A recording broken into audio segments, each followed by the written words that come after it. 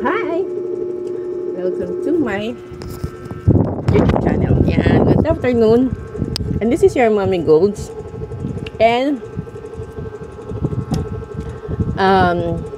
if new ka sa channel ko, yan, please like and subscribe. Tapos, thank you sa mga subscriber ko. Ayan. Tapos, bakit pa tayo nag-live?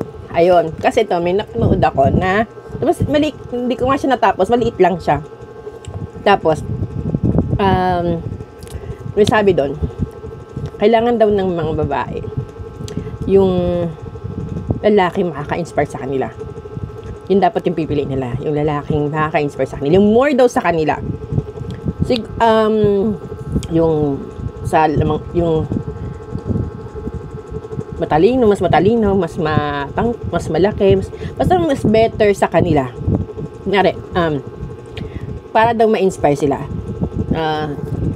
Ganun daw dapat yung pipiliin mong lalaki. Yan, tip na naman ako, di ba? So, kung yun, maghanap ka ng tao na mas, sa'yo, mas lamang sa'yo. Yun. Kasi, totoo yun. Kasi, ang take ko lang, nung time na in love ako sa isang tao, nung nakita ko siya, sabi ko, kasi nung nakita ko siya, parang ang ko sa kanya, mas lamang siya sa itsura sa akin. So, na-inspire ako sa kanya. Parang ganun, na-inspire ako sa kanya. Ginawa ko yung paraan para, alam ko, nung time na yon, nung in love ako sa kanya, dun yung talaga yun yung time na maayos ako manamit. Tapos hindi ako nagpapataba. Yun. Kasi gusto ko gustuhan niya yung itsura ko. Yung tapos in-improve ko yung itsura ko, kasi gusto ko, kasi alam ko mahilig siya sa maganda eh. Yun, dahil nga, tapos kasi yan siya. Yung time na yun, parang siya. Gusto ko yung itsura niya. Yan. Yung parang, yun yung naging inspiration ko. Para sa, doon ako na-inspire eh. Kasi doon ako interested sa kanya. Kung gusto niya yon. Tapos nung high school din ako, naalala ko, may crush ako na magaling sa math. Dahil gusto ko siya, ginalingan ko sa math. Tapos, tsaka science. Gusto ko siya, lagi siyang kasama. At tsaka gusto ko siyang kalaban lagi. Lagi kami nagkasama sa mga quiz bee. Tapos, sa mga MTAP. Ganun ang yung mai-inspire ka. Yun yung totoong, yun yung dapat mong hanapin. Yung taong magpapa-inspire sa'yo, na-i-improve mo yung sarili mo. Kaya napapansin ko pag hindi na rin ako interesado, napapansin ko yan. Pag hindi na ako interesado, hindi mo na ako makikita mag-effort. Yung hindi na ako nag-ayos. Parang ngayon, hindi ako nag-ayos. Tapos, wala lang. Yung, wala kang parang makita mo ako lang pake. Ganon. Kasi nga, parang hindi ako nai-inspire. Ganyan. Wala akong, kaya, maganda yung meron kang, ibig sabihin, pag yung taong na yan, pag dumadating sa buhay mo, pag ina-inspire ka yan, maganda ang yun sa'yo. Kaya yun yung ko nun eh. Nung high school ako, talagang inspire ako mag-aral. Sobra. Kasi nga, magaling siya sa math nung time na yun. Yung gusto ko, yung bet ko nung crush ko nung high school ako. Ganon yung dapat na hanapin mo. Yung taong magpapa-inspire sa'yo. Kasi, at yung tutulungan ka rin mag-improve. Yung hindi lang salita. Yan, kailangan mag-i-invest din siya sa'yo na sa improvement mo. Ganon. Yan, isa yan sa mga tip. Totoo talaga na, kasi ganito yan, pag hindi ka pag yung tao hindi ka na-inspire sa kanya, parang alam mo yung parang boring ng buhay nyo. Yung parang ikaw mismo parang hindi mo siya gustong, basta hindi, wala ka man nung i-improve sa, ano, parang, tag dito, may, ano dun eh, parang, imbis na mag-grow kayo, i-drag mo siya pababa. Ganun, pag ano, hindi ka na-inspire sa kanya. Yun. So, imbis na mag-grow ka, mas lalong kang de-degrade yun.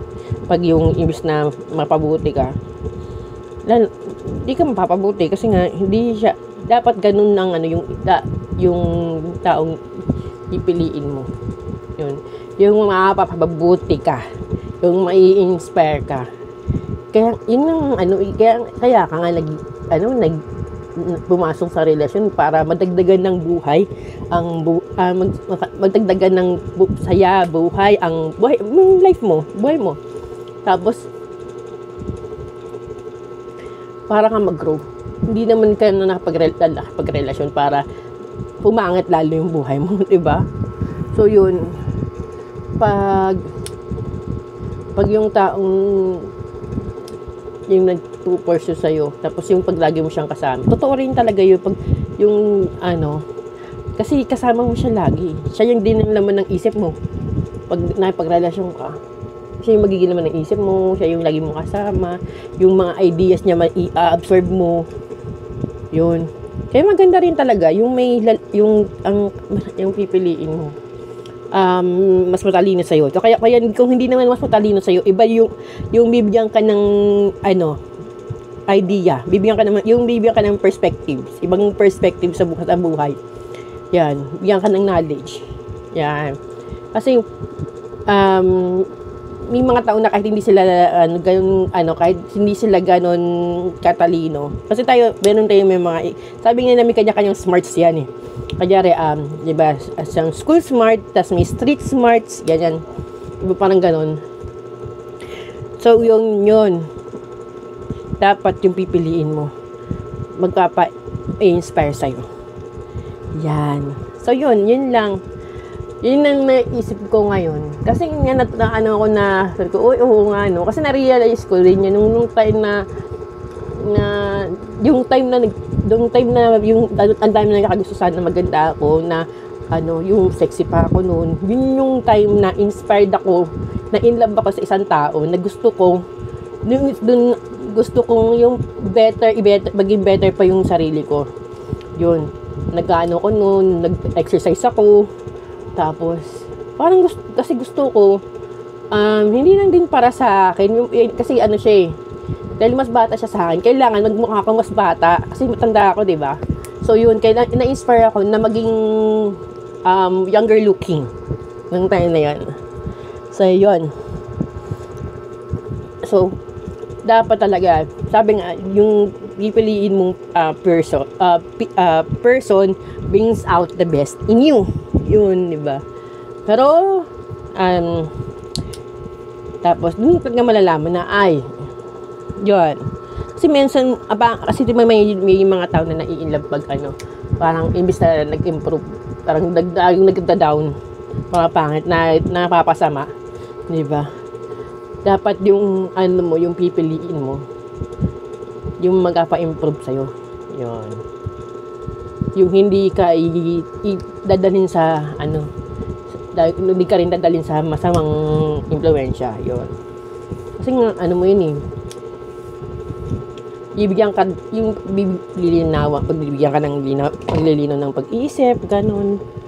Kaya dapat talaga iba talaga pag ang pipiliin mo yung mas matalino, hindi lang sa pera, hindi lang pera, yung hindi naman sa pinag-aralan, ganyan, yung dapat yung mas ganun.